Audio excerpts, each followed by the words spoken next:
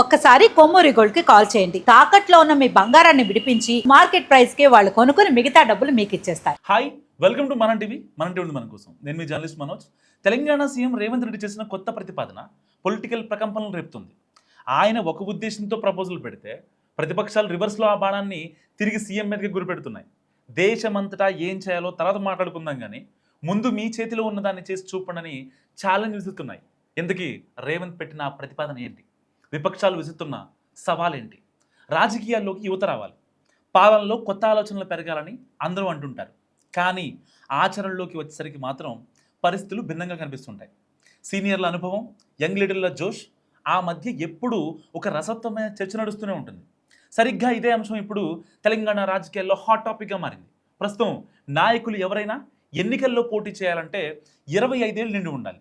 అయితే ఈ అర్హత, ఆ వయసును 21 ఏళ్లకు తగ్గించేలా చట్ట సవరణ చేయాలని ప్రతిపాదిస్తున్నారు సీఎం రేవంత్ రెడ్డి.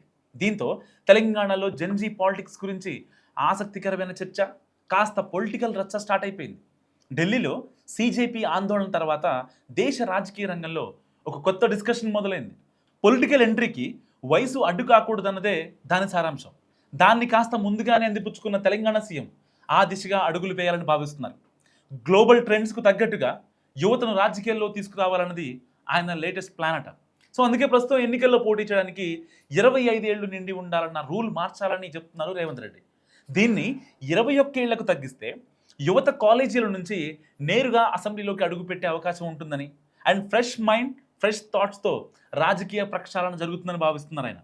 సో దీనికి సంబంధించి వచ్చే అసెంబ్లీ సమావేశాల్లో ఒక తీర్మానం చేసి కేంద్రానికి పంపాలని కూడా తెలంగాణ సర్కార్ కసరత్తు చేస్తుంది.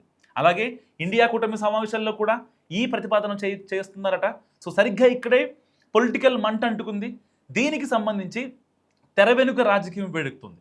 అసెంబ్లీ తీర్మానాలు, కేంద్రం ఆమోద సంగతి తర్వాత చూద్దాం, కానీ ముందు మీ క్యాబినెట్లో కీలక పదవుల్లో జెన్జీకి అవకాశం చూపించినట్టు ప్రతిపక్షాలు రివర్స్ అటాక్ మొదలుపెట్టాయి.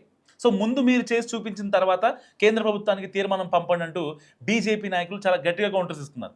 సీఎం రేవంత్కు నిజంగానే జెన్జీ పాలిటిక్స్ మీద ఆసక్తి ఉంటే, యువతరానికి అవకాశం ఇవ్వాలనుకుంటే కాంగ్రెస్ యువ ఎమ్మెల్యేలని మంత్రులు చేయమన్న డిమాండ్ పెరుగుతుంది. సో ఈ క్రమంలో కొన్ని పేర్లు కూడా బయటకు వస్తున్నాయి. ప్రస్తుతం పాలకుర్తి, మెదక్, మక్తల్ లాంటి కాన్స్టిట్యున్సీల నుంచి యువ నేతలు ఎమ్మెల్యేలుగా ప్రాతినిధ్యం వహిస్తున్నారు. మక్తల్ నుంచి పర్ణికారెడ్డి, పాలకుర్తిలో యశస్విని రెడ్డి, మెదక్ నుంచి మైనంపల్లి రోహిత్ ప్రాతినిధ్యం వహిస్తున్నారు. సో యంగ్ లీడర్స్కు అవకాశాల డిమాండ్ క్రమంలో ఇలాంటి పేర్లు తెర మీదకి రావడంతో రేపు కేబినెట్ విస్తరణలో ఇలాంటి వాళ్లకు చోటు దక్కుతుందా అన్న ప్రశ్న ఆసక్తి రేపుతుంది. మొత్తానికి పోటీ అర్హత వయసును 21 ఏళ్లకు తగ్గించాలన్న ప్రతిపాదన రాబోయే రోజుల్లో దేశ రాజకీయాల్లో ఎలాంటి సంచలనాలు రేపబోతుందన్న ఆసక్తి పెరుగుతుంది రాజకీయ వర్గాల్లో. మరి నిజంగా రేవంత్ రెడ్డి చెప్పింది కరెక్టేనా? ఇవ్వచ్చా వాళ్ళకి? మస్తు కామెంట్ చేయండి.